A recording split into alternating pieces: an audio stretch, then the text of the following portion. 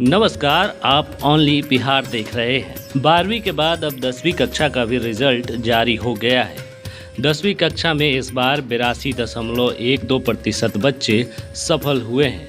सभी को बधाई और शुभकामनाएं।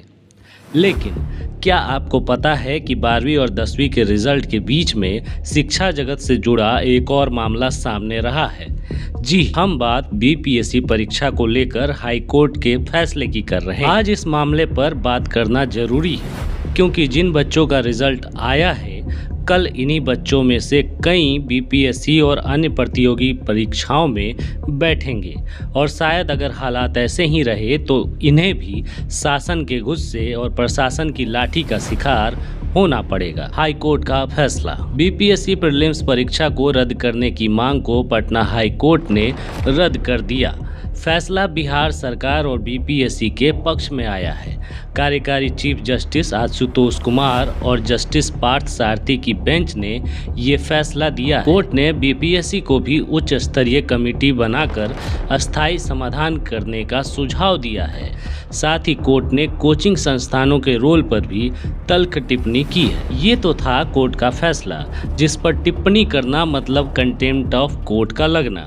लेकिन सवाल तो अभी भी वही है कि क्या लाखों अभ्यर्थी जो भूखे प्यासे पूरे साल आंदोलन करते रहे, पुलिस की गाली और लाठी खाते रहे, उनके इस इम्तिहान का हश्र क्या यही होना था? ये सवाल इसलिए भी है क्योंकि हाल में जिन बच्चों ने 10वीं 12वीं में अच्छा प्रदर्शन किया है, उनके भी ड्रीम में बीपीएससी की परीक्षा देना है। ऐसे में सरकार का यह रवैया उनके भविष्य और सपने के आगे सवालिया निशान खड़ा करेगा।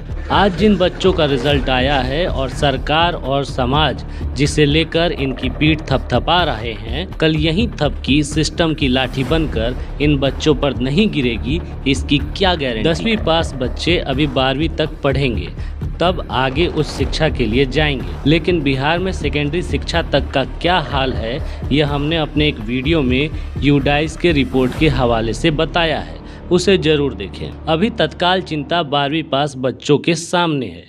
इनमें से कई बच्चे जो बीपीएससी या एसएससी जैसी कॉम्पिटिटिव एग्ज़ाम की तैयारी करेंगे, वो बिहार के विश्वविद्यालयों में जाकर ग्रेजुएशन की डिग्री हासिल करेंगे।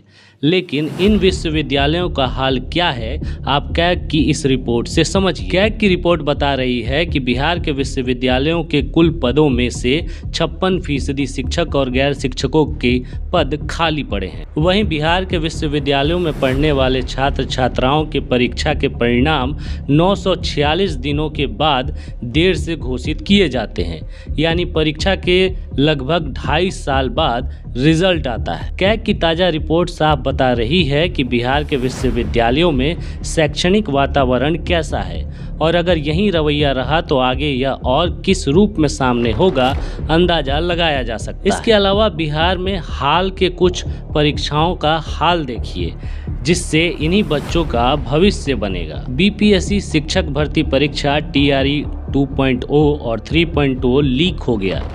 बीएसएससी तृतीय स्नातक स्तरीय परीक्षा 2022 का पेपर लीक हुआ।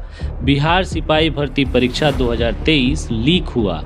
नीट यूजी परीक्षा का पेपर बिहार में लीक हुआ और हाल में CHO यानी सामुदायिक स्वास्थ्य पदाधिकारी को लेकर जो परीक्षा दिसंबर 2024 में हुई, उसका भी पेपर लीक हो गया। हाल में आपने बिहार के शिक्षा मंत्री और शिक्षक अभ्यर्थियों का ये वीडियो भी देखा होगा। अब इस मामले में इन अभ्यर्थियों पर FIR हो गया। यानी कुल जमा बात यह है कि हम आज अपने जिन बच्चों के परीक्षा टॉप करने पर मिठाइयाँ बांट रहे हैं, उन्हीं के सुनहरे भविष्य पर मंडराई हुई काली घटा हमें दिख नहीं रही। आपको ये वीडियो कैसा लगा हमें ज़रूर बताएं और हमारे चैनल को सब्सक्राइब करें।